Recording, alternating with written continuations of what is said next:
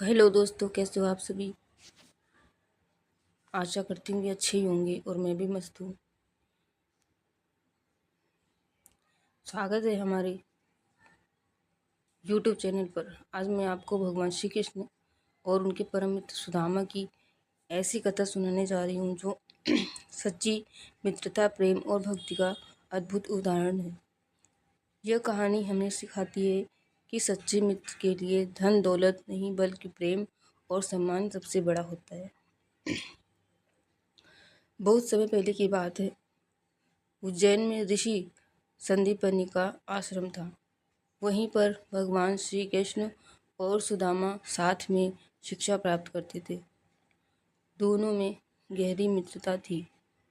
वे साथ पढ़ते, खेलते और गुरु की सेवा करते थे। एक दिन गुरु माता ने दोनों को जंगल से लकड़ियाँ लाने भेजा। जंगल में अचानक तेज वर्षा होने लग गई। दोनों मित्र पूरी रात भीगते हुए एक पेड़ के नीचे खड़े रहे। सुबह जब गुरुजी को यह बात पता चली तो वे बहुत प्रसन्न हुए और दोनों को आशीर्वाद दिया। समय बीतता गया। शिक्षा पूरी होने के बाद दोनों मित्र अलग हो गए। श्री कृष्ण द्वारका के राजा बन गए और सुदामा एक गरीब ब्राह्मण के रूप में अपना जीवन बिताने लगे। सुदामा बहुत विद्वान थे, लेकिन उनके घर में गरीबी थी। कई बार उनके परिवार का भोजन भी नहीं मिलता था।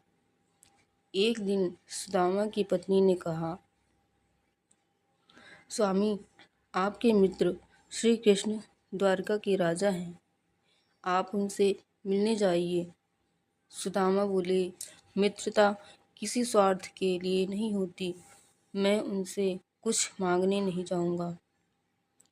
लेकिन पत्नी के आग्रह पर वे द्वारका जाने के लिए तैयार हो गए।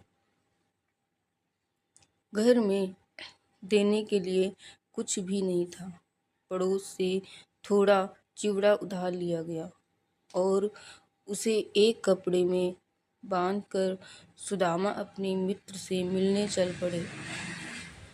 कई दिनों की यात्रा के बाद वे द्वारका पहुँचे। द्वारका का वैभव देखकर वे आश्चर्यचकित रह गए।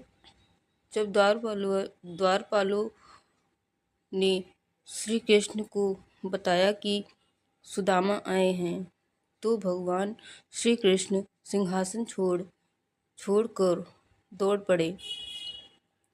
उन्होंने अपने मित्र को गले से लगा लिया। द्वारका के लोगों ने यह दृश्य देखकर आश्चर्य किया। स्वयं द्वारका के राजा एक गरीब ब्राह्मण के चरण धो रहे थे। श्री कृष्ण की आंखों में अपने मित्र के लिए प्रेम छलक रहा था। फिर श्री कृष्ण ने मुस्कुराते हुए पूछा, मित्र, मेरे लिए क्या लाए हो। सुदामा संकोच करने लगे, लेकिन श्री कृष्ण ने स्वयं उनके हाथ से चिवड़े की पोटली ले ली और बड़े प्रेम से उसे खाने लगे। उनके लिए वह चिवड़ा किसी अमूल्य खजाने से कम नहीं था, क्योंकि उसमें मित्र का स्नेह छिपा था। सुदामा कुछ दिन द्वारका में रहे।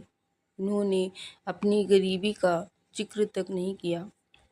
जब वे वापस लौटे तो रास्ते भर सोचते रहे कि उन्होंने श्री कृष्ण से कुछ भी नहीं मांगा। लेकिन जैसे ही वे अपने गांव पहुंचे, वे आश्चर्यचकित रह गए। जहां उनकी टूटी फूटी झोपड़ी थी, वहां एक सुंदर महल खड़ा था। उनकी पत्नी सुंदर वस्त्रों में उनका स्वागत कर रही थी। भगवान श्री कृष्ण ने बिना मांगे ही अपने मित्र की सारी कठिनाइयां दूर कर दी थी। सुदामा समझ गए कि सच्चा मित्र वही होता है जो बिना कहे अपने मित्र का दुख समझ ले। दोस्तों, श्री कृष्ण और सुदामा की यह कथा हमें सिखाती है कि सच्चे मित्रता कभी धन दौलत नहीं देखती। प्रेम, विश्वास और निस्वार्थ भाव ही मित्रता की सबसे बड़ी पहचान है। यदि आपको यह कथा पसंद आई हो तो वीडियो को लाइक करें, चैनल को सब्सक्राइब करें और कमेंट में जय श्री कृष्ण अवश्य लिखें। जय श्री कृष्ण।